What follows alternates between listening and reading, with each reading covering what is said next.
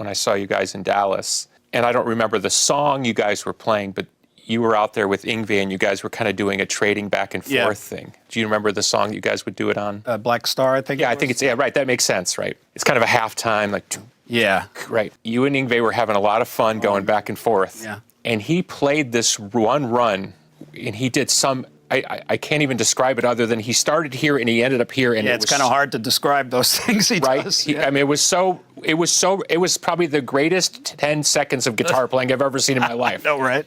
and then, you know, he does this thing, and like a gunslinger, he puts this thing and you're supposed to go. Yeah. And you literally went like, I'm taking this.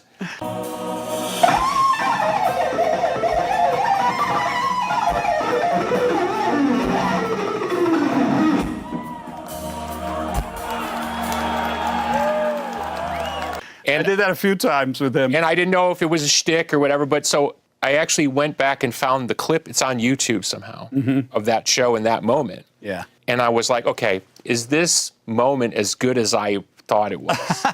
And it was. It was some sort of crazy moment where it's like somehow in that all those years and all that discipline, and then obviously standing across from you, and you guys having a little bit of fun jousting. Yeah. And that sort of beautiful moment of like, wow, yeah, well, two gunslingers, and he got you good because you literally just go, okay, I'm done. Sure, yeah, because you know, Yngwie is a special case. He very much is. I loved the idea of being able to shred, as they say. Yeah. And I honed that skill, but Yngwie, when he hit the scene, it was a different kind of a shredding. He all drove us back to our practice. Yeah, yeah. He let us know what. I was like, what is Phrygian? You know, it was like suddenly I care about the Phrygian scale because of Yngwie. That's Yngwie, the Phrygian scale. But he had a different kind of approach from the germination of his interest, and that was violin playing. Yeah, Paganini. So Paganini and stuff. So his inner ear was hearing that kind of thing, which is not very.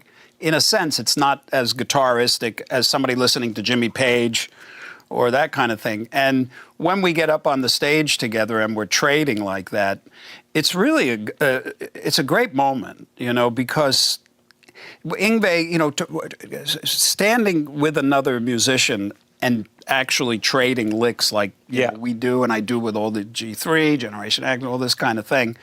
You know, it requires listening very intently and then responding in a way that, you know, is appropriate. And with guys like Yngwie, you can't compete. You know, like if I'm with Joe Satriani or any of these guys, you can't compete with the best of them.